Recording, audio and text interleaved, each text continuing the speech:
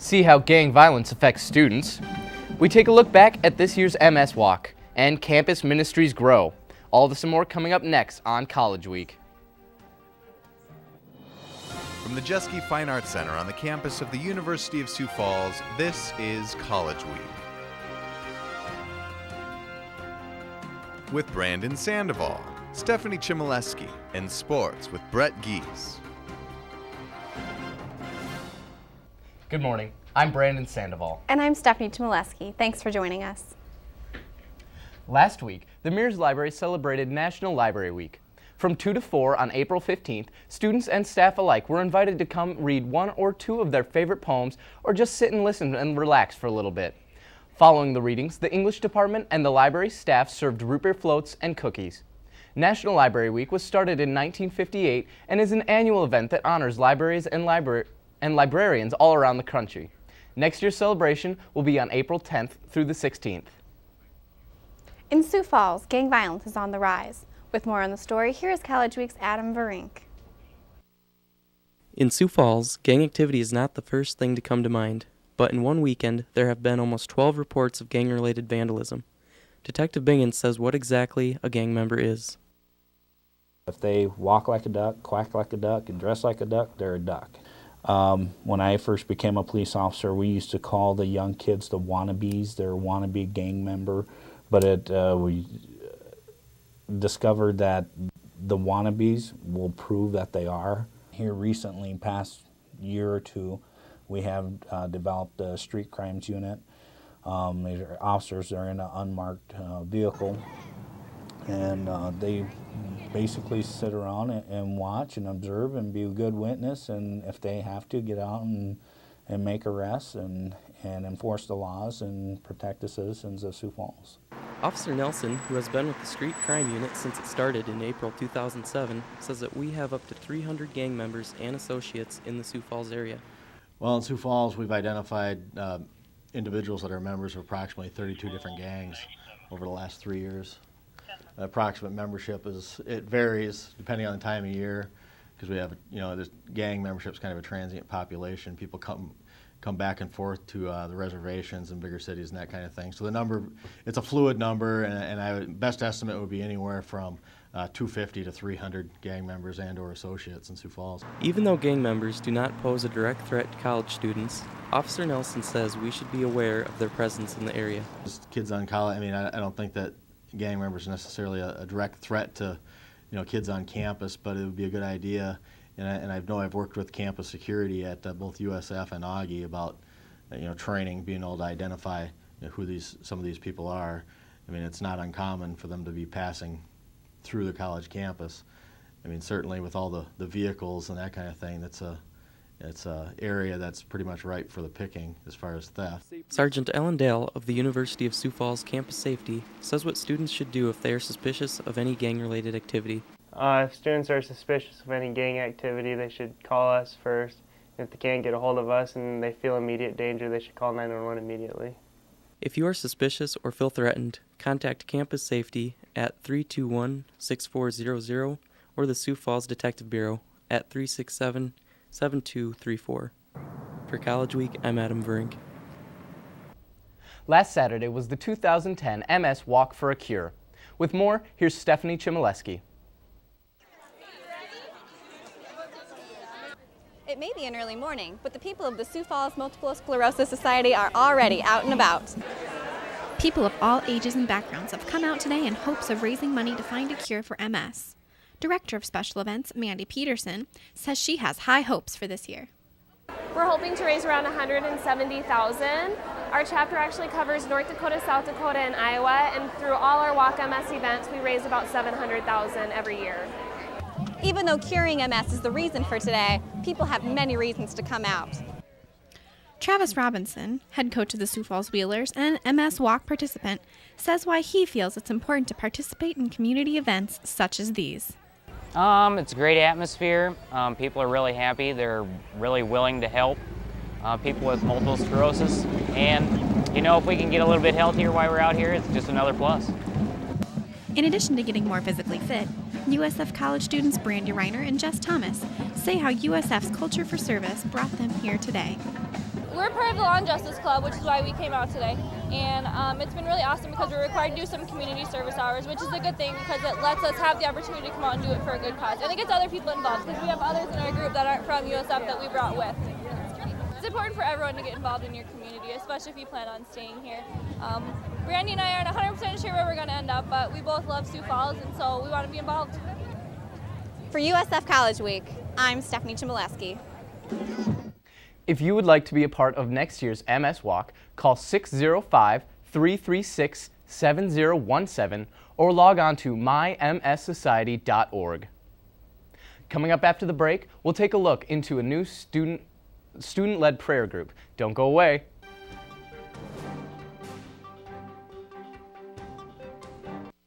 A student-led prayer group started this school year has quickly grown from 6 to 60 students. College Week's Chelsea Rops reports. The Campus Ministries Department has been active this past school year. Among those activities is the Students Started and Led Prayer Group. Prayer group got started actually on our way to Cru, which is Campus Crusade over at Augustana. And it started out as 6 students who walked over there. And on the way back, I started sharing my testimony with one of the students that was with us. And we ended up talking all the way back to campus to the Cougar, and we got done with the testimony, and we decided that we were just going to start praying around the Cougar. And, it was such a God-given moment. It was very inspirational and heartfelt. Junior Sherry Jurgensen has attended prayer group for several months. She explains how she got involved. It seemed more beneficial to me than just studying the Bible for what it is, like just setting aside this time for prayer. I thought it was just awesome that students are just coming together and praying instead of reading the Bible, which of course is important, but just the fact that we're all praying together, I loved that. While it is formally called prayer group, other aspects of worship are also focused on. Well, we mainly focus on 3 things. We focus on prayer is our biggest one that we focus on. We focus on meaningful worship and Bible-saturated teaching that focuses on the gospel. So those are the 3 things that we do most often. We try to fit all 3 of those into every single prayer group session that we do on Thursday nights. Jurgensen says she enjoys prayer group for the sense of community it brings among students. Just the fact that people come together every Thursday night, I mean, that's amazing. 50 to 60, 70, 80 people coming together, and it's just a time of renewal, you know, like it's like 2 hours out of my Thursday night, but I come back feeling so refreshed and renewed. For College Week, prayer group, we do what we want, you want what we do. I'm Chelsea Rops. Prayer group meets every Thursday at 9 p.m. in the Grand Island Big Hall. With graduation nearing, seniors are preparing their final projects. Lexi Vogelaar takes a look at one project stirring conversation. With the end of the school year approaching, senior projects are taking place. But the student behind Free Press Monthly hasn't revealed himself just yet. USF College Week goes behind the scenes of this controversial and anonymous magazine. The idea goes back to 2006 when students published a similar controversial magazine titled Cantankerous Cougar. We interviewed the creator of Free Press, who asked to not have his identity revealed, and he told us his goal was to bring a more liberal view to campus, stating, "I wanted to give a new perspective and shed light on some topics not normally talked about because of the bubble we are in here at USF. However, some readers disagree with parts of the project." The thing that really bothered me was the fact it's all anonymous. It kind of ruins the credibility of it, and to me, if you don't have the gumption to stand by what you're saying, it's not really worth saying to me. That's kind of my opinion on that. When asked if being anonymous was necessary, the creator stated, "I don't think it was necessary, but it's fun, and it protects the authors and allows them to speak more freely." You can pick up your copies of Free Press Monthly on campus, or else check them out on Facebook. For College Week, I'm Lexi Vogelaar. Last Thursday, the 2010 NFL Draft started. With more on the story, here's College Week's Sarah Bettinger. It's that time of year again, time for the annual NFL Draft. This year, 255 college football players will live their NFL dream. USF junior Jack Ridgway explains how the draft works. Well, each team kind of has different needs going into the draft, and so most of the time they base those picks based on the roster spots they need to fill. but sometimes I'll just go with the best player available too. And just basically how it works, each team gets about like 5 minutes or so to make their selection, and the commissioner comes out and announces the selection, and then the guys on ESPN break it down and give all the guys stats and talks about their college career and how they might fit in with their prospective team. While some teams reach for need, some teams just go for value. Dallas Cowboys fan Colin Koth says what he thinks his team needs this year. You know, they really need an offensive tackle since they don't have Flozell Adams anymore. But I don't know if there's going to be any quality tackles at that point. It'll be kind of interesting to see who's around. So I really have no idea, but hopefully just an offensive lineman. Out of all the players drafted, only one can be picked first. Sophomore Taylor Klein says who he thinks the top picks will be.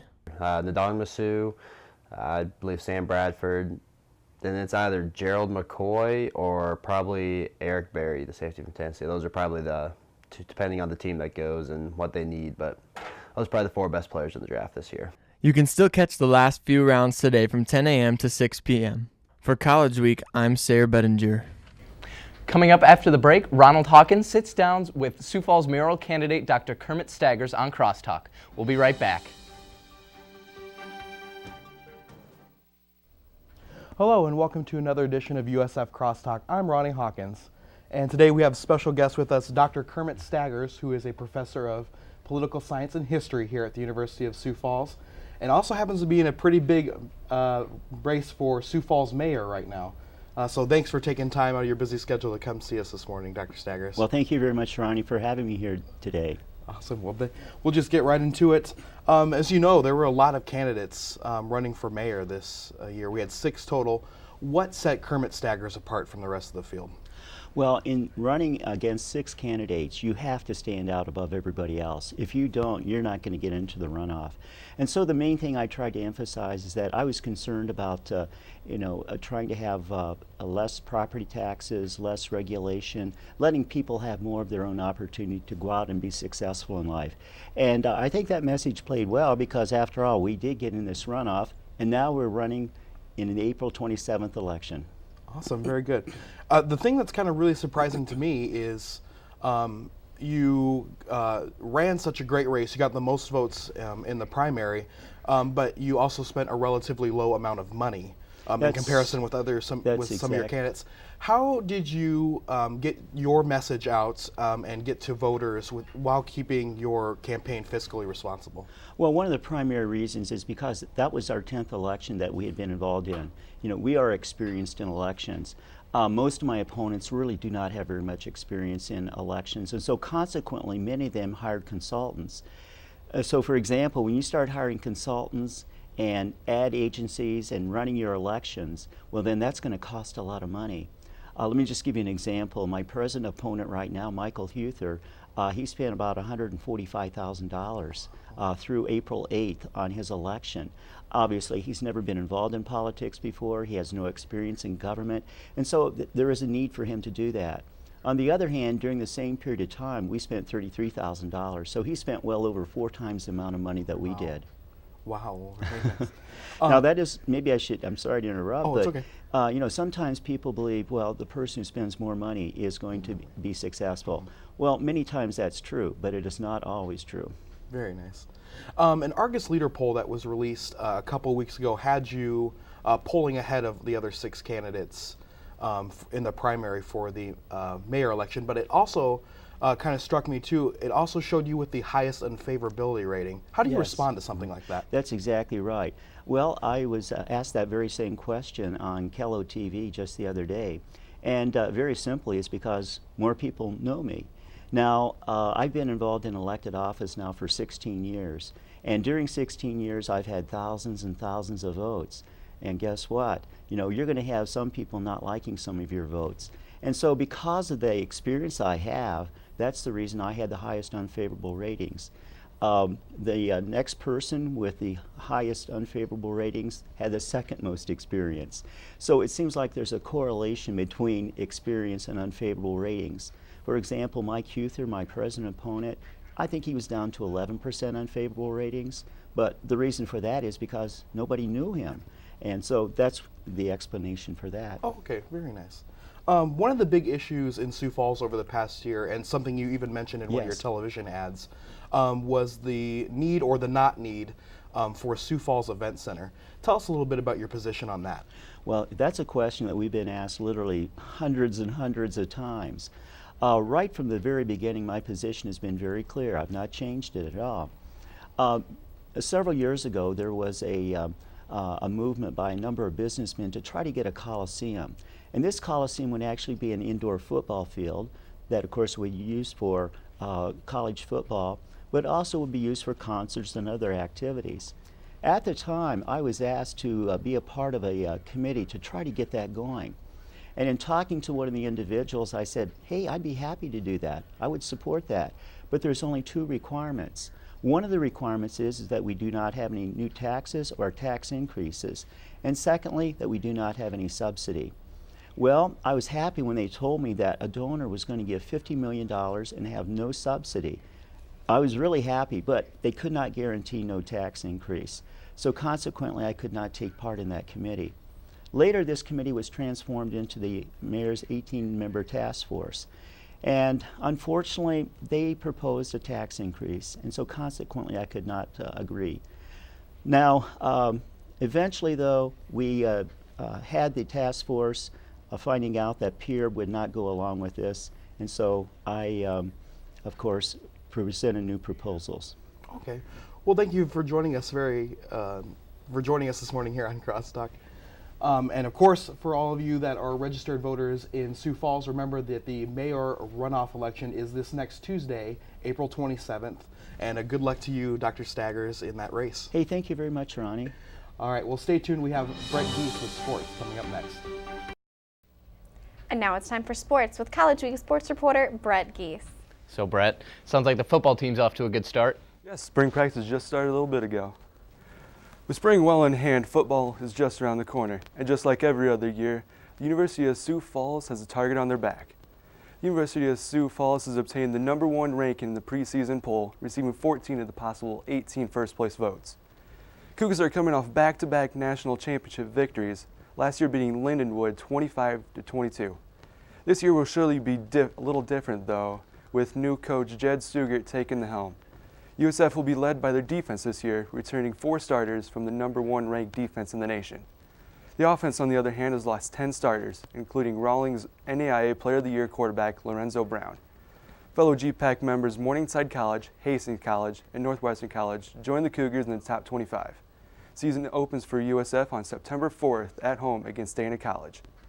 In other sports news, the University of Sioux Falls softball team will host Dana College for a doubleheader this afternoon, with games at 1 and 3. As of Wednesday, the Cougars had just finished a sweep of Concordia and extended their winning streak to 4 games.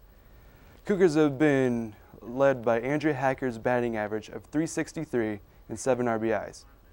This will be the first and only regular season matchup between USF and Dana. If you simply cannot get enough of the hardball, USF baseball team will also be in action on Saturday as they take on Doane College. Cougars have been led on both sides of the ball by Andrew Jenkins, last week's GPAC Player of the Week.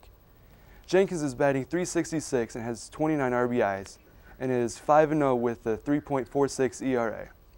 A doubleheader will be of their own at the start of 1 and 4 at Harmondon Park. USF had an 11-game winning streak broken by Bellevue on Tuesday, but aim to continue their second-half surge against Doane in their return of GPAC play. And that wraps up sports. Thanks, Brett. And now we go to our movie critics with Joshua Duncan and Brett Geese.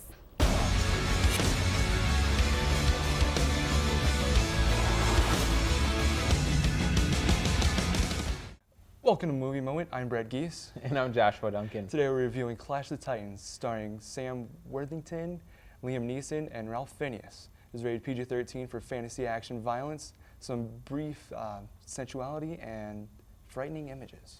Clash of the Titans is a remake from 1981 that starred Harry Hamlin and Laurence of Olivier. As you can probably tell, it's about Greek mythology, and it starts off in the city of Argos. Once they get to Argos, the Argonians really get the gods upset by tearing down the statue of Zeus.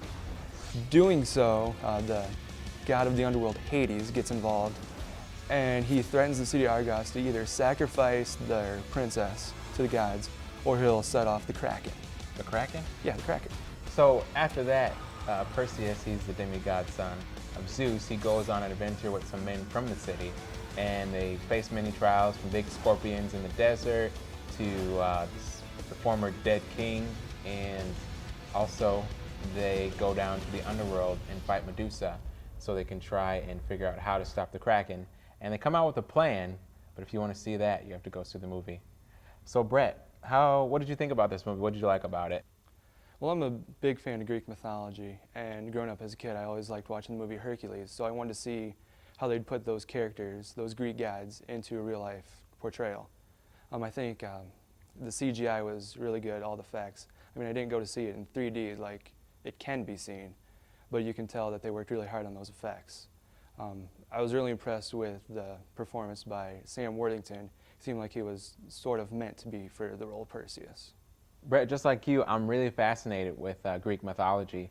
And also, I saw the 1981 movie when I was a kid, and you were probably too young to remember that movie. I don't know if you ever saw it. But it was so good to see that different comparison of how they did the CGI effects and the storyline, because the storyline is slightly different, but I really enjoyed the action scenes in the desert and the fight with the Kraken. That was really cool. So I'd go see this movie again in the theater just because it had a great story ending, and I like movies with great story endings. And a lot of times I'll never go see a movie again if it has a bad story ending. So that's my take on the movie. So Brett, how would you rate this movie? I think we're going to give it 4 stars out of 5. I mean, like you said, the action scenes were done really well, and overall the actors did a good job playing their roles. How about yourself? I'd probably give it a 3 out of 5. I really enjoyed the movie, but it didn't have me sitting in my seat wondering what's going to happen next, nor did I, just get all excited when I was, seeing it, like jumping out of my seat, like, wow, I can't believe they just did that. The CGI effects were great, but I mean, it was overall 3 out of 5 stars. Okay, the question is, did you see it in 2D or 3D? I saw it in 2D. Okay, so did I as well. Well, thanks for joining us for another movie moment. I'm Joshua Duncan. And I'm Brett Geese. All right, until next time, if you want to check out the movie, go to your local listings to see the times. And let's kick it back to the studio. And that wraps up another edition of USF College Week. I'm Stephanie Chmielewski. And I'm Brandon Sandoval. Have a great day.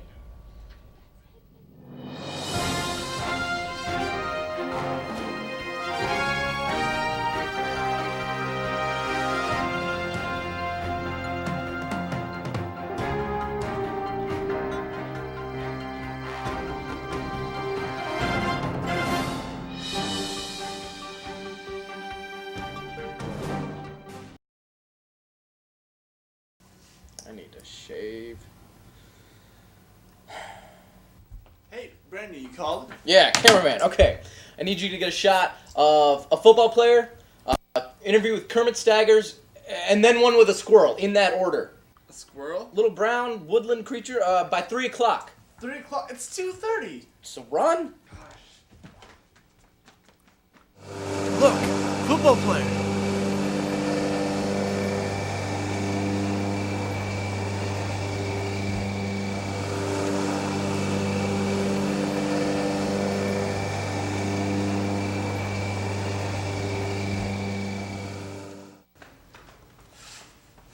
Let's see. If I were Kermit Staggers, it's 2:37.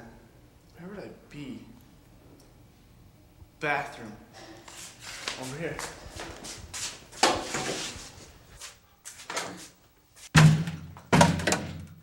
Nope, not this one.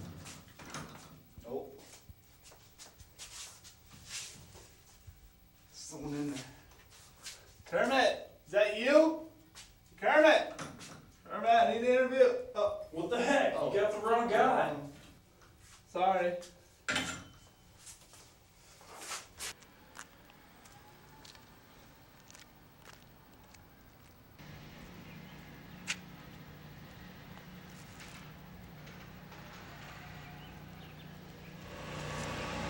Here's Squirrel, an apple for ya.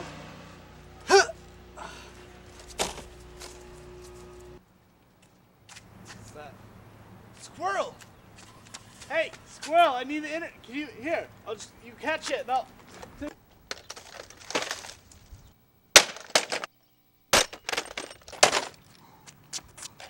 What have I done? Brendan's gonna kill me.